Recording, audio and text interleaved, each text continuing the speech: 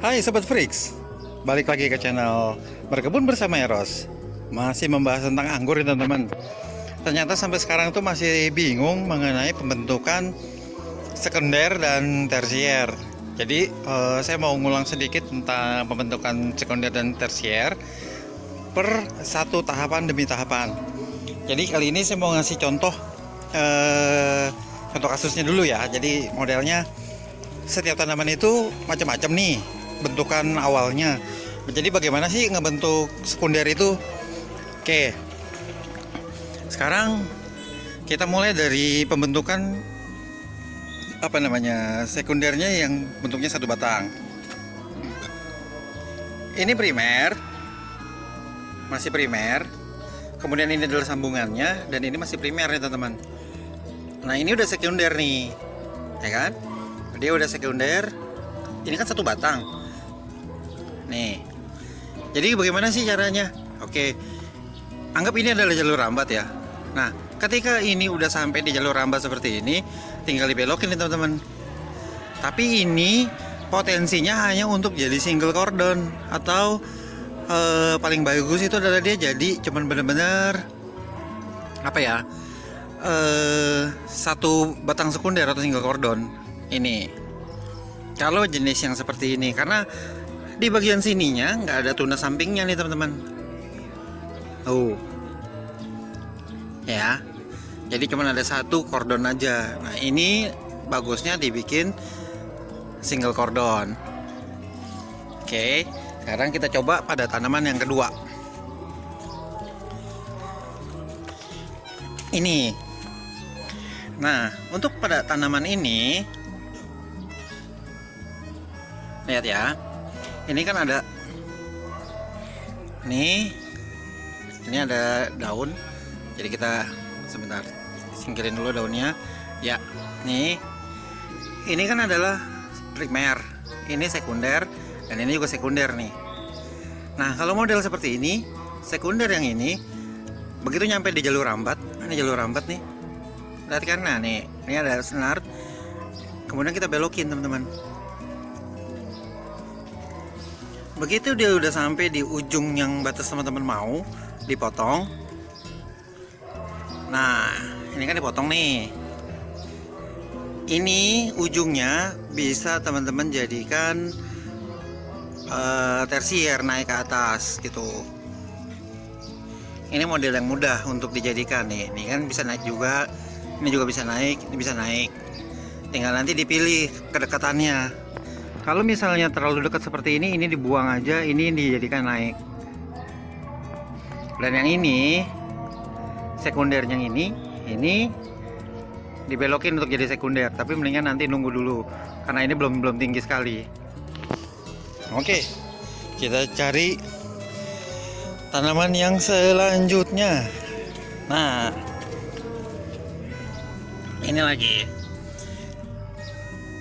primer, sambungan, masih primer ya, masih primer.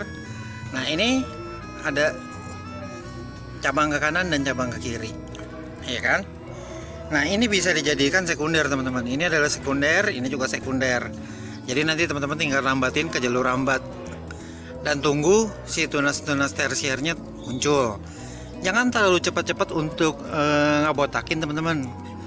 Jadi baiknya adalah biarkan dulu si tanaman itu tumbuh dulu. Jadi nanti seperti ini, digelar dulu. Nanti teman-teman tinggal pilih jaraknya. Yang mana yang paling vigor, yang paling cepat tumbuh, itu dijadikan batang tersier. Kalau yang terlalu lambat, itu baru dibuangin. Nah nanti seperti ini. Ini kan banyak tunas-tunas air nih. Selama belum mengganggu si pucukan, ini jangan dibuang dulu buru-buru, biarin aja dulu gitu. Oke, sekarang kita balik lagi ke kasus model lainnya. Nah ini batang primer, atau sebenarnya ini ada lurus stok bonggol. Yang ini belok, ya kan? Ini karena kecil kita jadikan batang sekunder teman-teman. Nah ini belok sendiri, nggak ada yang kesananya. Jadi ini adalah single cordon. Tadinya sebenarnya saya pengen jadikan ini sebagai batang sekunder juga, tapi pertumbuhannya ternyata nggak bagus. Termasuk yang ini juga pertumbuhannya nggak bagus. Jadi nggak bisa nggak bisa dijadikan batang sekunder. Yang ini nih teman-teman. Tuh. Kemudian setiap cabangan ini dipersiapkan untuk jadi batang tersier nantinya. Makanya saya masih belum utak-atik dia, belum dipotongin. Termasuk sampai ke sana. Oke. Udah mulai paham ya cara ngebentuk batang sekunder. Jadi batang sekunder itu teman-teman bisa bentuk dari masih kecil teman-teman, nggak usah nunggu dia besar dulu. Ini contoh ini ya. Ini kan masih kecil nih, ukuran batang pulpen. Itu. Nah, kemudian dia jadi bercabang, ada ke kanan dan ke kiri. Lihat kan? Ada yang ke kanan, yang ini, ada yang ke kiri, yang ini. Ya, dari sini nih. Dari titik ke kiri. Dan yang ini ke kanan. Nah, ini adalah model bibit yang potensial untuk dijadikan double cordon. Jadi nanti ini dijadikan sebagai batang sekunder. Dan yang cabang yang satunya lagi dijadikan batang sekunder juga ke sana. Begitu sampai di pucuk di jalur rambat, dia mulai dibelokin teman-teman. Jadi nggak perlu nunggu sampai tanaman itu gede dulu baru kalian bentuk. Bentuklah dari sedini mungkin. Jadi pohon itu nggak terlalu kaget kayak ini, dan pohonnya juga masih gampang untuk diarahkan gitu. Oke, pada paham nih cara ngebentuknya ya. Terus pohon-pohon masih pada dalam posisi seperti ini, itu baiknya jangan diapa-apain dulu, jangan dibotakin dulu daunnya, karena belum tentu dia bisa untuk tumbuh lagi, karena dia masih membutuhkan energi yang banyak. Nah, energi yang banyak itu dihasilkan dari fotosintesa yang di daun. Jadi jangan teman-teman gampang langsung dibotakin daunnya. Tunggu aja, sabar, jangan keburu-buru untuk ngebentuk sekunder atau tersier. Yang seperti ini. Nah, ini kan juga belum bisa dibentuk nih. Jadi kita biarin aja dia tumbuh dulu sampai kelihatan bentuk aslinya nanti seperti apa. Maunya dia seperti apa baru kita arahkan, kita bentuk yang sesuai rencana kita nantinya. Nah, lantas bagaimana kalau tanamannya teman-teman itu salah bentuk atau ternyata pertumbuhannya nggak bagus? Misalnya, sebentar.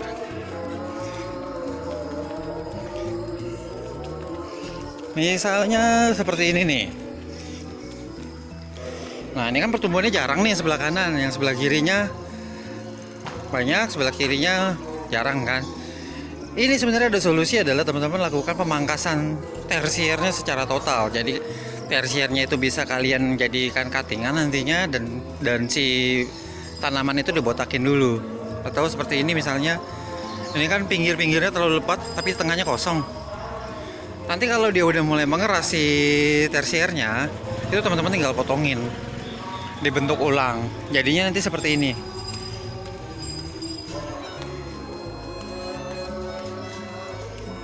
Nah, ntar ya.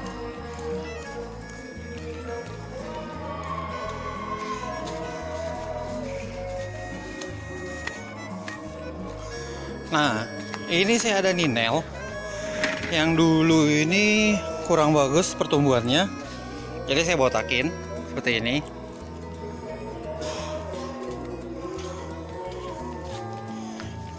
Ini dibotakin, kemudian sekundernya saya jadikan naik ke atas, saya bikin menara.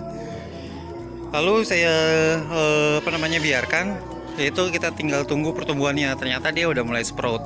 Saya nggak pakein bahan kimia apapun untuk penumbuh tunas, tapi udah mulai sprout.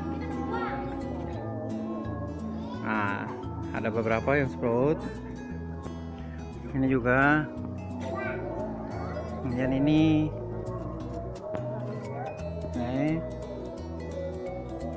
Kemudian ini juga. Dengan perlakuan pemotongan tersier seperti itu, disisakan satu mata tunas. Jadi saya sisakan satu mata tunas minimal. Ini juga sisakan satu mata tunas. Nah, di situ si mata-mata tunas yang ada pada batang sekunder ini mulai muncul, teman. Seperti ini muncul. Bentar. Ini juga muncul. Tuh. Ini juga. Nah, ada juga sejenis bahan kimia yang memancing mata tunas untuk tumbuh. Biasanya dipakai. Bisa pakai Dormek namanya. Cuman kalau yang ini saya tidak memakai bahan kimia apapun karena saya pengen tahu reaksinya seberapa jauh perubahannya. Oke, jadi dengan sampai di sini udah jelas ya bagaimana caranya membentuk sekunder. Nah, kita bahasnya masalah sekunder dulu ya teman-teman. Oke. Nah, dalam masa pembentukan sekunder, semua batang-batang atau tunas yang akan jadi tersier jangan dibuangin ya, dibiarin dulu sampai dia benar-benar udah stabil dan besar, baru teman-teman buangin. Besar bukan berarti dalam artian untuk sebesar pensil, tapi seenggaknya udah bisa kita kira-kira apakah dia itu cocok untuk jadi tersier atau enggak.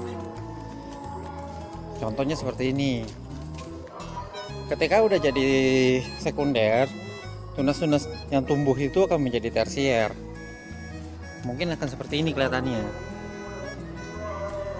Nah, ini jangan diapa-apain dulu, kita lihat dulu pertumbuhannya, mana yang paling vigor. Jadi biasanya saya sepertikan ini.